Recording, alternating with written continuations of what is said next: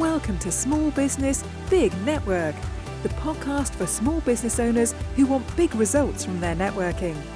I'm Liz Drury, a freelance voiceover artist who knows that if you're not working, then networking could help. Mary Flavelle is the founder of the Ladies Who Latte Network and a radio presenter on Marlow FM. Like me, it seems she's never had a job that she's got through any kind of normal means, and she's found that networking has brought her what she wanted. Thank you very much for being my podcast guest today, Mary. Oh, you're so welcome. It's lovely to join you. Thank you for inviting me. Now, you're a radio presenter and a network leader, but you've done all sorts of interesting things, including working for the Chamber of Commerce. How did that come about? I think most of the things I've ever done in my life have ended up happening by accident. I've wandered into most things, which is sometimes a great career move. But I had a very checkered career, mainly because I had 3 young children working from home. So you took whatever basically you could get where opportunities came up. And some of the home working jobs are absolutely horrific. But at the time, they were the extra bit of money that made the difference. So you just got on with it and made the best of it. But I also played netball for a long time, so you have to have something that checks you out, out of the world you're in and into something else. And I met friends there, and basically I wandered into working outside, which I've been absolutely thrilled with. I've ended up with a career in gardening that lasted about 15 years altogether, which has been something amazing. I thoroughly enjoyed it. But, at the end of the day, you're just not physically able to swing a spade for as long as you think you can. and I thought, right, let's retire. The kids were now grown up. I had now a chance to hang my boots up, as it were, hang my wellies up, and look forward to coffee mornings and the chintz curtains and all that sort of thing. To be shocked to find it didn't exist. All that happened was you were bored. The house is like 4 walls at the end of the day, no matter how many rooms is inside it. And cleaning and dusting and polishing is just, that's not, if you're an active person, that's not just in your psyche. You do what you have to do, but you don't have to do it all. So, after polishing this house for like 2 months, that's as long as I lasted. In fact, because of the netball I played, this chap asked me, he said, this trophy business, would you like to come and work for us? And of course, our last thing I want to do is work full time. So I said, well, I don't mind doing something part-time, which sounded like, the best of both worlds. But I'm such a competitive person. The thing is, if you're going to be that competitive, don't get into the world of trophies, because let's face it, that's for a competitive world. And I was finding out you had to bid for contracts and bid for, oh my God, I loved it. It was great. And I ended up helping them with a new shop that was opening in Reading. And it came in as short time after that as the manager. And then from there, 6 weeks later, within a very short period of time, the Chamber of Commerce came to visit the new business and invited us to a couple of their events and asked us if we'd like to be members, as they do. That's part of their thing in the Reading area. And not long, I don't know, after the snap of your fingers, I'm out there bidding for trophies and winning the contracts. And I've joined the Chamber on a couple of events and just ducked to water, absolutely loved it. So one of my best memories actually was I'd won the contract for the Reading Half Marathon, which is one of the big races now in sort of the country.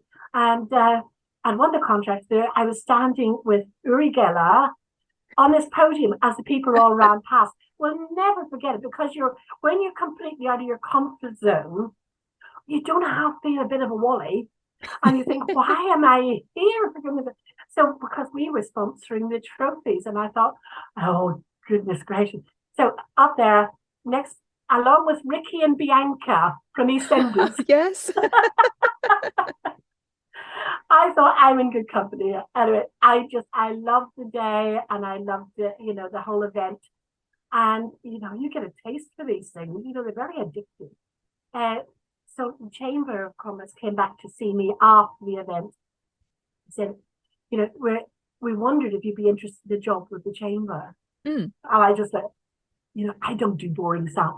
As far as I was concerned, the only thing I ever knew about the Chamber of Commerce, the only thing I knew about the Chamber of Commerce was they used to have dinners. I remember seeing them in my local paper, and this was over in Ireland, where they'd always been to these posh dinner parties, and the men in their lovely DJs and the women in their posh frocks. And to me, that's what the Chamber of Commerce was. I was young, but I wasn't interested in them either then. And so I was asked a couple of times, have you gone to that interview? And I said, no, I'm not interested in that sort of stuff. And then somebody said, you'd be really good at this. Why don't you have a go? So just to stop people nagging, I said, right, I'll go for this interview. I have to tell you, my hand on my heart, all in the very first job I went to here in England was nursing, which was actually almost a transfer anyway. I've never had an interview for a job. I've been given the job. So extraordinarily lucky, or just they were desperate, whichever way you want to look at it. So this is the first proper interview. I had to fill in a form, but I couldn't fill the form in. My husband did it because I said, "What? I just don't. Paper and paperwork, not my thing at all. Never have been." So he helped me do my CV, and I went along to this interview, and I was asked questions and answered them, and I thought that was a bit of fun. Actually took it as that as well too. Came back again, and I got 2 days later, I got a phone call to say I'd been shortlisted. Now, does anybody ever know what that means when someone tells you you're shortlisted? This means that, it's competitive again. Here we go. And I thought, now I wanted the job. I thought, well, I've got one of three. That was like, this was something. It just spurred something inside me, my competitive spirit, whatever it was. I wanted the job. So I went for it. I had to go back. Second interview, I met a lady who was going to be my PA. Like, how posh is that? How posh? I'm going to have a PA. What do you do with them? And I really talk about being out of your comfort zone. I was entirely wading in mud. Anyway, got the interview, got back to the office where I had been working. Telephone call back 2 hours later. Delighted to tell you you've got the job. And they were telling me like what the wages were, which was already, let me tell you, about $4,000 more than I was earning. And they said, well, we only pay this. They were apologizing for it. And I'm going, oh. And the guy just looked at me, he says, I knew you'd get it. And I'm like, well, that was it. I reduced myself to tears. I was crying my eyes out. And the other thing as well, having been in the sports industry for such a long time as well, I didn't own a suit. So this was a suited job. So I'll tell you what, I do remember Sunday morning, for a job starting on Monday, I'm up the markets up at Heathrow trying to find a suit in the market stalls up there. I know how to live life. And anyway, got my suit and started Monday. And I was given this job of just watching what happened. Like, just watch, observe. And then this chap said to me, well, to welcome you to the job, we'll take you out for lunch. Listen, I'm dying on to heaven. I have found it. And even if you have a little glass of wine as well, I have to tell you. So I thought, this is amazing. And they're all telling me about what they do. So I thought, this job was made for me. I didn't know it. But, whenever they do say ducks take to water, that really was, I couldn't even wait. The period of time I was supposed to be observing, couldn't wait. Got the bit between the teeth. Somebody had applied to join the chamber. I says, I'll take it. And off went to tell them a whole load of baloney that I didn't know. But what I believed, I told them what I believed about the job. I told them what I believed I was going to be able to do to help them, etc. So I couldn't speak on the business point of view because I know nothing about it. But, well, I knew very little. Anyway, I did that. I have to say the company was brilliant as well, too, because they put you in for qualifications. So I actually ended up, I've got a business qualification, which I thought, but I'm one away from the degree. So I'm really quite proud of that I've got that. At my age, you don't go back doing exams, do you? Come on, get a grip. So, but I now have, well, that was it. I was there for 8 years. And I learned networking, which is our magic word between you and me. And it had just become really popular. There was a lot of the big American companies were coming into the UK the men with their B&I, the ladies with their SEMA networking lunches. And this was all kicking off, and they were quite expensive. But people were enjoying them, and they were investing in their business by going to them. And likewise, the Chamber of Commerce is a membership organisation which you pay for. So I thought, right, I can do this. I can do this networking. Hey, it's like running a party. I can run a party. I can do parties. I've been doing parties for a very long time. So I absolutely loved it. And I loved the networking. And then but there was one chap one morning at a breakfast meeting. Well, my first vision of the chamber being this dusty old chamber thing came to life with that man. Because if anybody else was put on the planet to be boring, this was him. I'll save him the blushes. I won't name him. He also taught me a lot, because from him I learned. And he was into computers. Now, you know what people are like when they're enthusiasts, He was talking on this 1-minute presentation time that they were awarded about spark plugs and leads. And if your computer has this fitment, and I thought, what the hell is he talking about?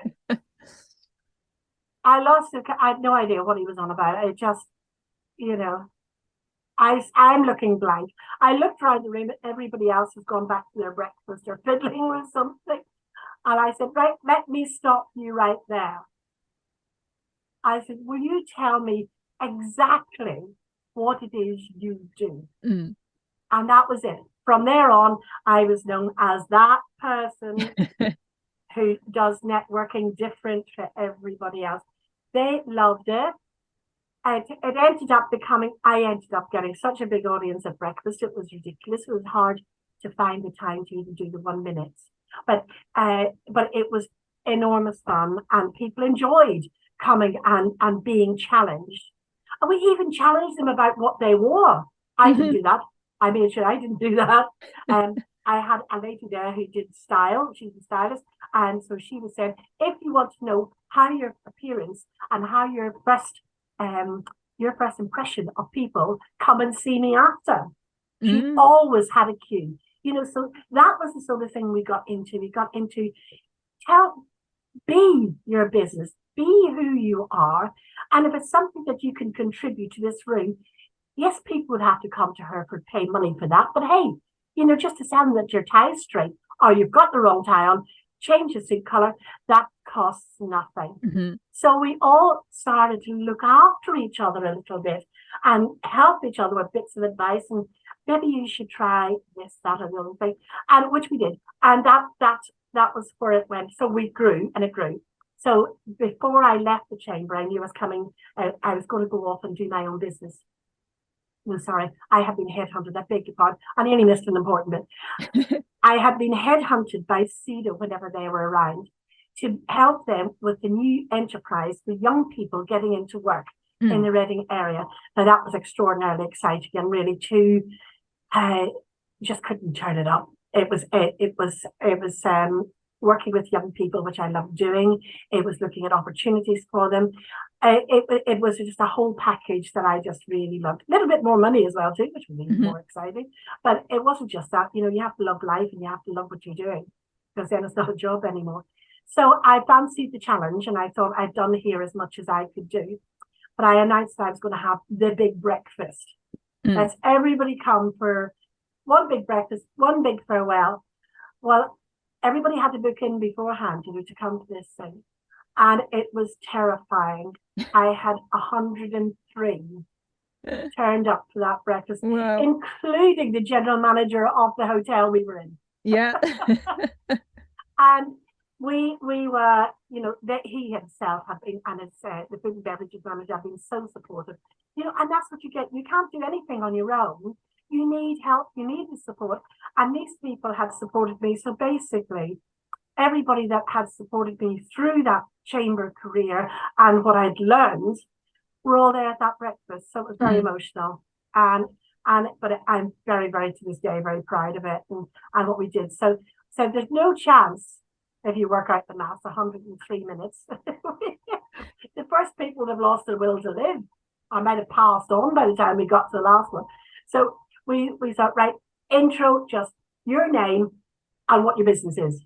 Yeah. We'll find you. So if anybody wants to talk to that person from this place, find them later. That's when real networking happens. Yes. It doesn't happen when you stand up and tell people what you do in 1 minute. Like, come on, be real. Yeah. If you can tell people what you do in 1 minute, then you're not doing a very good job. So it's an intro. That's all it is. And I literally round the tables with microphone, and it all worked. And we managed to get round in about 20 minutes. So, that sounds wonderful. And clearly there were plenty of people that thought a lot of you, Mary, that they all wanted to come to your final meeting. Do you know what? And I've still got many friends to this day because of that's what networking does, Good networking, quality network, makes friends for life. It truly does. It truly does. And as I find out that later, that's so to be the case. But the people I met then, and I've gone quite a few years now, it's over 35 years. And they're still friends.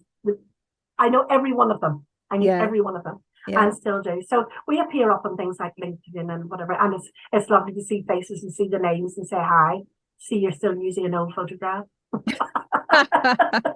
So tell me now about the network that you set up and how that was very different to everything else. It is and it isn't, because it evolved as these things do. And whenever I started my own breakfast, like I say, we started my own breakfast networking with, then I found a lot of the ladies were the ones that were coming up and saying to me, do you know, in fact, it was Sharon Connolly, and I will name her because we ended up partners. Sharon said to me, wouldn't it be lovely just to be able to meet for a cup of coffee and a chat? Now, it's a simple line. Most of us say it to each other. If you go to networking events, would you like to meet for a coffee? Mm-hmm.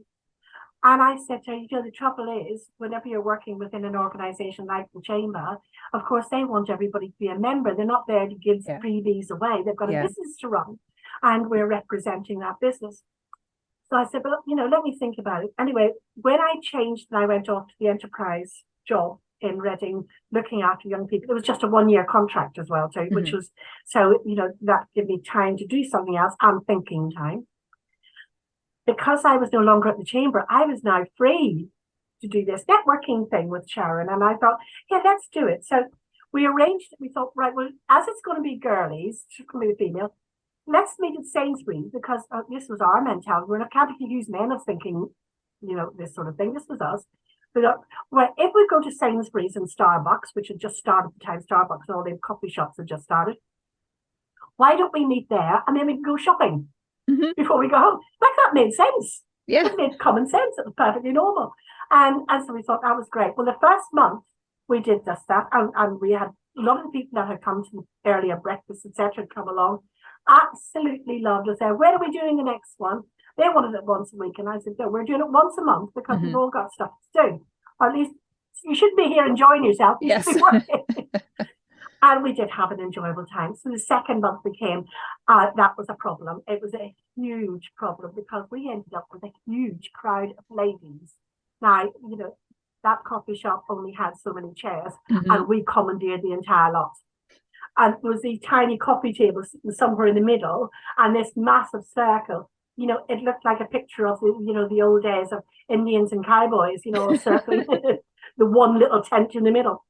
And so customers that were coming in and queuing to sit down for a coffee, well, there's nowhere to go. Yeah. So, we got in the second meeting, we had to knock at the head and start really looking at where to go. And the hotel, that blessed them, that had supported me all the way through my Chamber days and my own networking breakfast days, said we could come and use their facilities. And it's a gift from the gods, isn't it? We're still friends, by the way. And they had a lovely big lounge, and a lot of business people go there for business meetings and meeting for coffee. And we, of course, consumed one entire corner. And I have to tell you to this day, the ladies are still there. I think it's like 18 years later. Wow. We're still there. And some of the original members still there as well. Yeah. So it's something I'm enormously proud of. But after, things changed, we started to grow. Sharon ended up leaving, pastored new, went to Singapore, went on to Australia. messaged me down there, I'm Mary. And she said, I think I should step back. And I said, well, you can and you can't. You're still part of the story and very much part of the story. So we keep the story of how we started because I think that's important. Sometimes you need to look back and remember where you came from. And but then we've had a change. But one girl that I met at my breakfast networking way back then has joined me. Now we're joint directors of Ladies Who Latte. And we kept the name, of course, Ladies Who Went, because we had posh coffees. We didn't just have a coffee in it. We had latte because that had just come out. So it all sort of knitted together. And all these years later, you know, there we are, still trundling along. I can tell you, everybody is a volunteer, including me and including my partner, Billy Shaw, who, you know, she runs the website and does all this techie stuff. I just claim to be too old to do anything. And I contact people, I have chats with them, and I go out and meet them. And we're sort of, we message on Facebook. So there's a lot of opportunities now for people to do things free of charge. You know, but never take anything that's free of charge for granted. You know, it used to be don't look a gift horse in the mouth. Well, you're a muck if you don't, because the opportunities are there now to do that. And, you know, just always keep an eye on the changes. So tell me about how your network has grown now, because it's not just local to you anymore, is it? Oh, well, they see, this is it. We didn't even advertise. We didn't advertise either, other than people moved from pillar to post, as we knew they do as life goes on. And within the 18 years, people moved and they said, do you know, I love this group. I don't really want to lose it. I love my networking there. Do you have one in this area? And I said, no, I haven't, but why don't you start one? So as we had to get smarter, we found people were moving. Whenever people were close geographically, you could go to all the different groups and you could run a group yourself, as I did. But then things started to go further away, and I thought, hang on, we're going to have to get to, you know, an hour and a half, 2 hours away, and we can't do that. And the calendar was filling up. So Billy sat down there. I sat with her. Billy sat and wrote out basically everything. I wrote out as well to what we did, how we actually run a group. Here's the mechanics of it. When you're the leader, so we named them latte leaders, for want of a better idea. Latte leaders, we told them exactly what they should do. Basically, you're not there to wear yourself down into the ground. You're not there to worry about it. You're not there to take the pressures off the world. You're there to meet and greet. So, hello, how are you? My name's Mary. I'm the leader of the group. Come in, you're welcome. That's it, job over. Other than saying, right, ladies, we're going to introduce ourselves and don't hog the floor. We're not going to do 1 minute. We're not putting that pressure on either, because people would literally be watching their clocks and things. You don't. If you've got something to say it. And one of the things that you can always do as a tip to anybody when you start a new group, always find out somebody else who knows how to do it properly and get them to set the example. Because it's a great way for everybody else then to follow. Because you launch the first person out there that's never done it before. Well, they're wading outside their depths. So always set somebody up as an example, even if it's yourself. Introduce yourself and say, do what I do, or do what I say. You know, whichever. And set yourself as an example. And you know, you can grow. These things have grown for years, and sometimes without changes, but. Every now and again, what I said to some groups as they got a bit stale and they felt they all knew each other so well now, I said, pick one person out for the next meeting to be the spotlight speaker, and they've got 5 minutes. And they'll tell you all about their business. And that's become a great thing. You know, you can do it through a business card draw, you can take short straws, you can bid for it and put money into charity. There's lots of ways that you can do something with that to be the spotlight speaker, and if all else fails, volunteer to be the speaker. So you've got lots of choices. Be the spotlight speaker, get people to know what you do, because by doing that, you're turning people into your ambassadors, and they can be your ears and voice whenever you're not somewhere. You know, that's important. But the main thing is that people travel. And as they travelled, they took Ladies Who Latte with them. So God love them. I will be forever grateful to them. I always will. I treasure my latte leaders. And here we are all these years later. I've now got 18 groups in the UK. Wow. We wandered into Wales. When you get down to Swindon and all the area down there, Bristol, they love Ladies Who Latte because there's a lot of women actually work in that area from home working particularly. And so they started a lot of groups down that area. And one lady, Jo, wandered into Wales with her business. So hence about 5 groups now in Wales. One of our ladies left, she was getting married and she was moving to Malta. Right. 2 groups in Malta now as well, one in the capital and one in central. And then I met a lovely, lovely lady, Nyasha from Africa. Nyasha is a great network. She's an amazing lady. She has raised £120 million. Wow. I know this because I only heard her speak the other night. Over the years, she came to this country with about £1. In that time, she got into property investments, by working with somebody. And she's now £120 million richer for it. She has had 20,000 children adopted from different countries. Yeah. The lady is an absolute star. She's just something else. And she's very driven. Well, if you see her ambling along, you wouldn't think she's driven anywhere, but she just had her 60th birthday the other day. We wished her happy birthday very publicly. And she is amazing. Anyway, she wanders backwards and forwards. She travels with this business. She doesn't tell it. She doesn't hide it, but she doesn't brag about it either. That's a lot of her charm. And we are now in 5 countries in Africa. Wow. Which I'm sort of like, oh, for goodness sake. And I've had the pictures. We've had a Zoom meeting. We have seen the girls have their first meeting at Nyasha's mother's home in Harar, and it's, I pinch myself and it gives me goosebumps now but we have managed, even though it's not geographically near us, because of how we've written the thing out, we are all sisters together, whatever country, whatever colour, whatever creed, whatever jobs we are doing, and they're many and varied. But one thing is that the hardest thing has been to do was to stand still, because everybody feels as if you get a business, it grows, and you go to this and you do that. We don't want to do that. We want to always be here for the people that are at the grassroots, that are starting business, and they're working from home and they're alone. And that's where we are staying. We have been offered chances to have a convention in London, to take on training, places where we could actually earn money from. We've turned it all down, and we said no. We are staying for the reason why. And now, whenever you get older, I'm 70 now. My hand goes back down to somebody who's 20 something. I will help you. I got where I got by the help of a lot of people.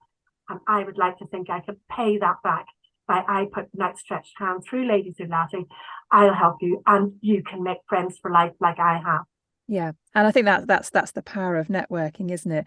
Now, aside from your networking, which must keep you extraordinarily busy, you're also a radio presenter. Tell me something about that. Oh, that's another thing from Cat into the Chamber.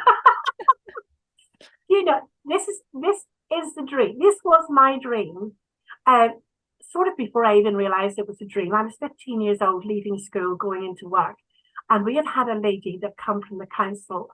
She was the PA to the CEO. Everything's acronyms and it's back to acronyms again now. But she was the PA, and she came into the room. She had her blonde hair, coiffed, suit on, high heels.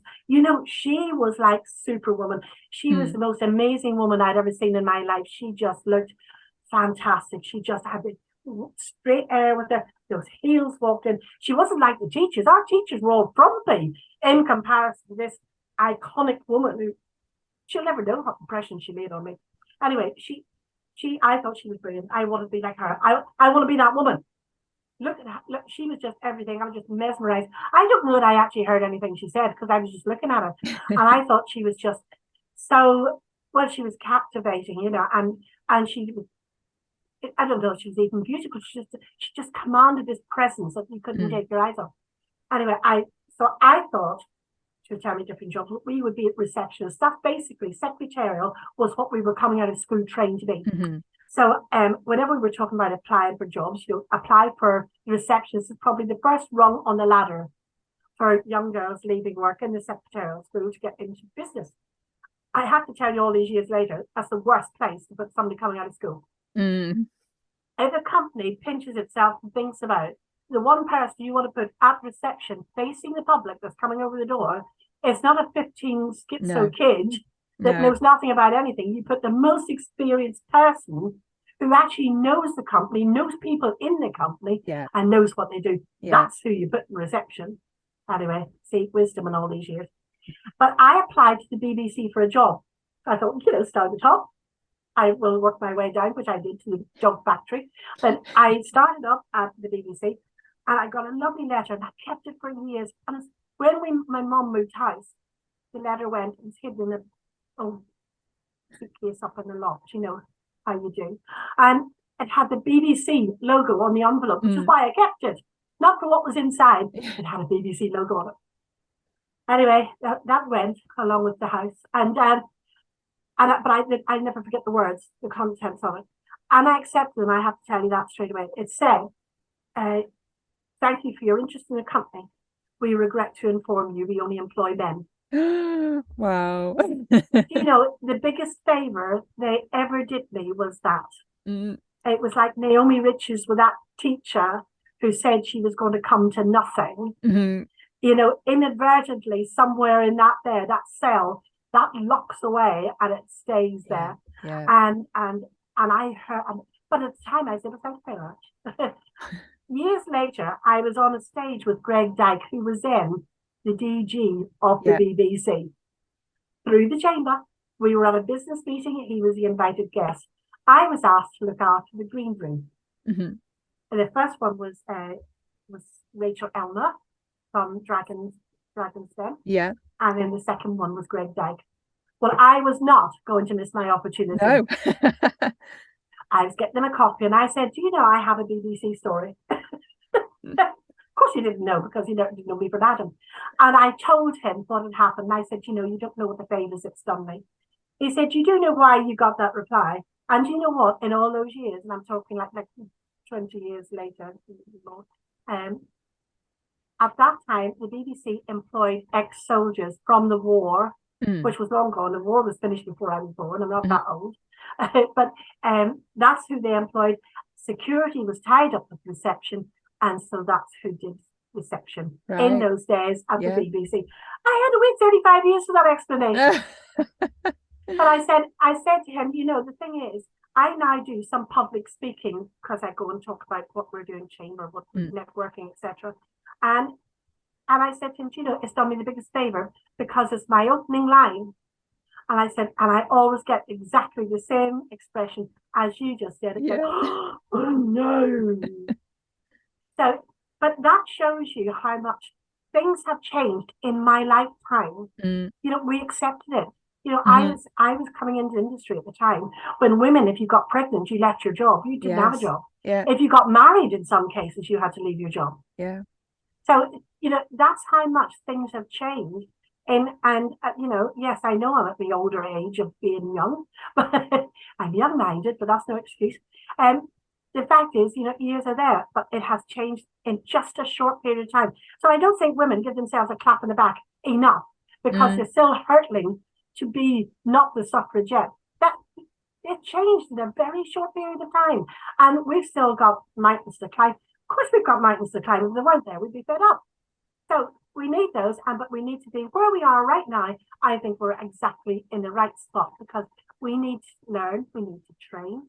And men at the time also always got paid far, far more, because they were deemed to be the breadwinner. And that's just the way things were at the time. It was accepted then. And of course now, it's not acceptable now, but too many people moan about things.